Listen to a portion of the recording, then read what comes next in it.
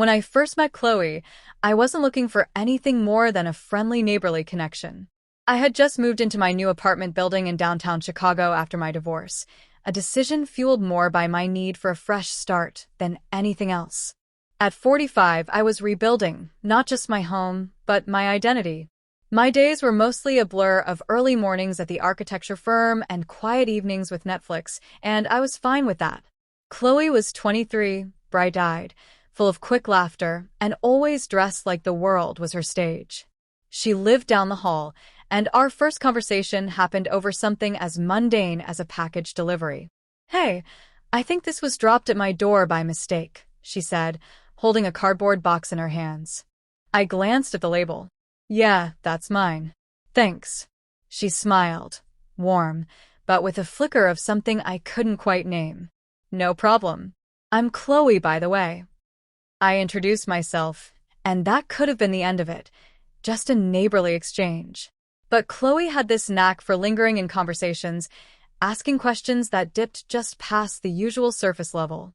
A few days later, I noticed she started showing up in places I didn't expect. The mailroom when I came back from work. The lobby just as I was getting my coffee. Sometimes it could have been coincidence, but part of me felt like it wasn't. One rainy evening, I found myself in the shared laundry room, tossing in a load of clothes, when she walked in wearing an oversized sweatshirt and pajama shorts. "Hey, fancy seeing you here," she said, pulling her hair into a messy bun. "Laundry day," I replied with a shrug.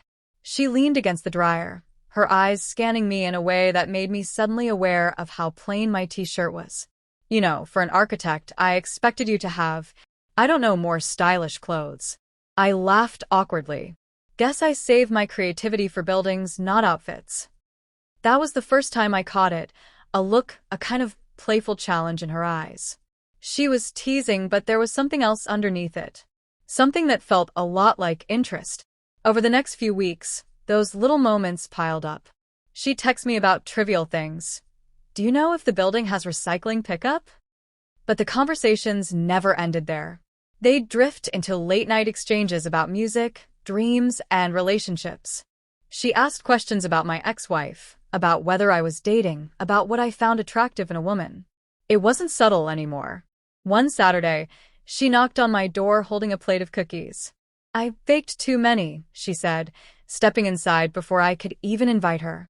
She walked through my living room, touching the edge of my bookshelf, pausing to look at framed photos. "You don't have many pictures of yourself," she said. "I'm not a big selfie guy," I replied. "Well, that's a shame," she said, turning and leaning against my kitchen counter. "You've got a good smile." That was another thing, compliments that landed heavier than casual flattery. She noticed details most people didn't.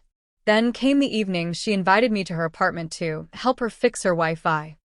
I knew enough about routers to get it done in 5 minutes, but she poured us glasses of wine and put on a playlist that sounded like it belonged in a dimly lit lounge. We talked for hours, the conversation weaving between jokes and strangely charged silences. I kept telling myself it was innocent, she was just young, friendly, maybe a little flirty by nature. But then, as I got up to leave, she brushed past me, close enough for me to catch the faint scent of her perfume. "You're hard to read, you know that?" she said quietly. "Maybe I'm just careful," I replied. Her eyes held mine, searching, almost daring me to make the next move. I didn't.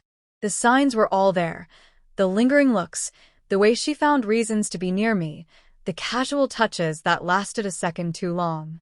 And yet, part of me didn't know if I was imagining it or if I was just afraid to admit I saw it. It all came to a head one night after we both ended up at the same neighborhood bar. She was there with friends, I was there meeting an old college buddy.